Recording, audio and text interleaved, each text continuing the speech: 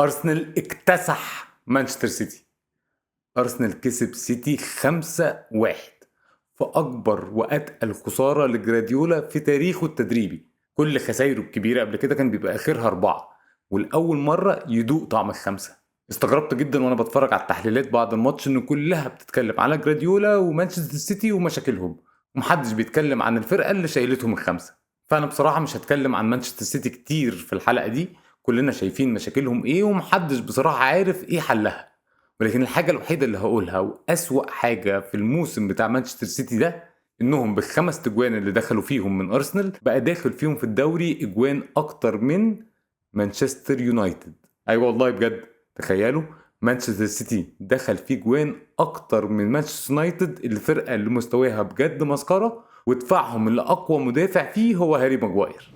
أرتيتا وأرسنال بقى لعبوا ماتش عالي جدا، وخطته بصراحة كانت بسيطة وواضحة. ارسنال كان بيضغط بشراسه على مانشستر سيتي وهم معاهم الكوره في الجزء الدفاعي بتاعهم، ولكن اول ما سيتي بيعرف يعدي الضغط ده كان ارسنال بيرجع ويتراجع للي هم بيسموه اللو بلوك بتاعه، ويحاول ان هو يقطع الكوره من التمريرات العرضيه اللي متعودين عليها من مانشستر سيتي، فيخلق تحولات من الدفاع للهجوم ويحاول يخلق بيها خطوره. والحاجتين دول كانوا السبب في 4 تجوان من 5 اللي ارسنال جابهم. الضغط الرهيب اتسبب في اول جون، والفرصه الرهيبه اللي جت لكاي هافرتس وضيعها، وهتكلم على هافرتس كمان شويه، وقطع الكوره والتحولات الهجوميه اتسببوا في الجون الثاني والثالث والرابع. الجون الخامس بقى حكايه. الجون دخل بعد 36 تمريره للعيبه ارسنال، القصه دي خدت دقيقه و54 ثانيه، وكل لعيبه الفرقه لمست الكوره. مزيكا. الماتش نفسه بقى كان مشحون جدا من قبل ما يبدأ، وده كان بسبب اللي حصل في الماتش بتاع الدور الأول. لو تفتكروا في الدور الأول كان في الطرد المسخرة بتاع تروسرد في نهاية الشوط الأولاني بتاعه، ولكن اللي زود الشحن اللي هالاند عمله بعد ما سيتي جاب جون التعادل. هالاند خد الكورة من جوه الجون ورماها في قفا اللاعب جابرييل بتاع أرسنال، وبعد ما الماتش خلص راح لأرتيتا وقام قايل له خليك متواضع لسبب ما حدش يعرفه. حاجه اللي خلت اللاعب مايلز لويس كيلي يروح يتكلم معاه، قام باصص له بقرف كده وقال له انت مين اصلا. مايلز لويس كيلي ده بقى هو قصه الماتش النهارده. سكيلي ده لاعب في ارسنال من الاكاديميه، من يوم ما بدا يلعب كوره وهو بيلعب في ارسنال. في ماتش بقى مانشستر سيتي في الدور الاول كان لسه ما لعبش ولا ماتش للفريق الاساسي، ولكن ضمن القرارات الغريبه اللي بتحصل لارسنال بس في الدوري الموسم ده، لويس كالي وهو قاعد بره بيسخن الحكم اداله انذار عشان كان بيكلم حارس المرمى ديفيد رايا. بقى اول لعيب في تاريخ النادي ويمكن في تاريخ اي فرقه ياخد انذار قبل ما يلعب للفريق ده ولا حتى دقيقه واحده. ولكن بعد 133 يوم من لما هالاند قال له انت مين اصلا، مايلز لويس سكالي بيبدا ويسجل وبيكون نجم الماتش الارسنال. والجمله اللي هالاند قالها له دي اللي خلته بعد ما جاب الجون بتاعه راح قلد الاحتفاليه بتاعه هالاند عشان يعرفه ويخليه ما ينساش هو مين.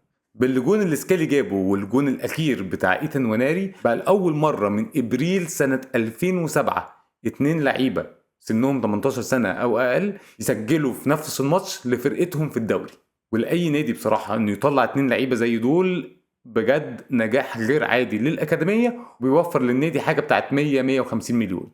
وهو بقى وسكالي بالجونين اللي جابوهم بيخشوا ضمن اصغر 5 لعيبه سجلوا جوان ضد فريق بيدربه بيب جراديولا، مع كيليان مبابي، جود بيلينغهام، ونيكولا سولا.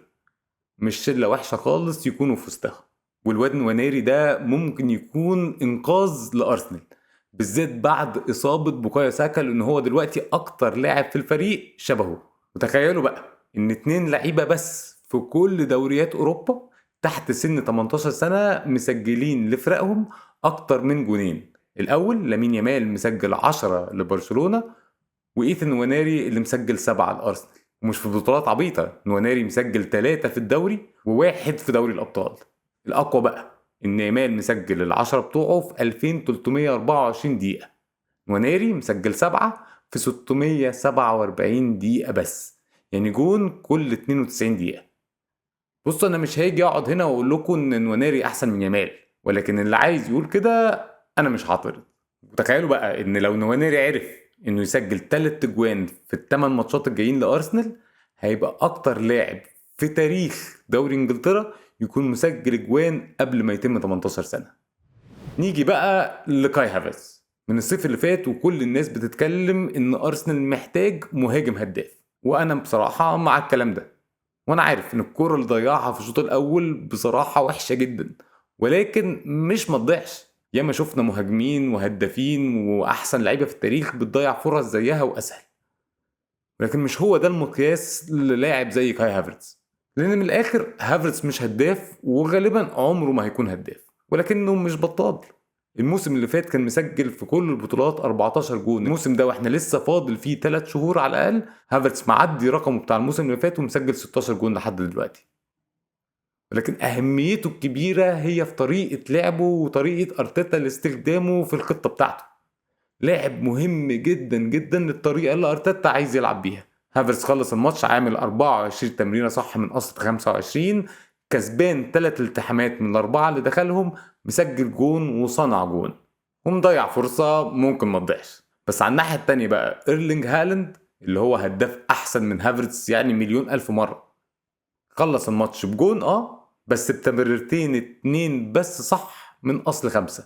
هالاند زي قلت وكلنا عارفين هداف خطير ومن احسن الهدافين اللي في العالم حاليا، ولكن قيمته بتبان لما بيكون في وسط فرقه مستواها عالي وفي الفورمه. ولكن اول ما الفرقه مستواها بيقل، فكره ان هو ملوش لازمه غير جوه منطقه الجزاء دي بصراحه بتضر الفرقه، لان هم اصلا مش عارفين يوصلوا له الكوره. يعني في رايكم كده، مش كان جوليان الفاريز لو بيلعب مكان هالاند هيكون افيد لمانشستر سيتي في ظل الصعوبات اللي بيواجهها؟ لان بصراحه في رايي هالاند مش السبب في مشاكل سيتي، ولكنه اكيد مش جزء من الحل.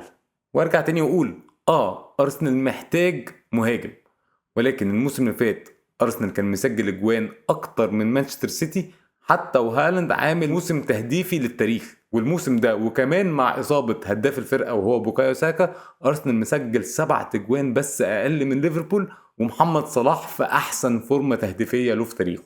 قصدي بالكلام ده ان ارسنال محتاج مهاجم، ولكن بصراحة في رأيي هو مهاجم واحد بس في العالم كله اللي فعلا يقدر ينقل الفريق للمرحلة الجاية ان هو يكسب الدوري او دوري الابطال، واللاعب ده طبعا هو الكسندر ايزاك مهاجم نيوكاسل.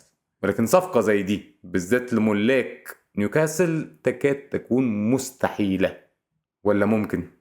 يعني خلينا نشوف واشوفكم الحلقة الجاية.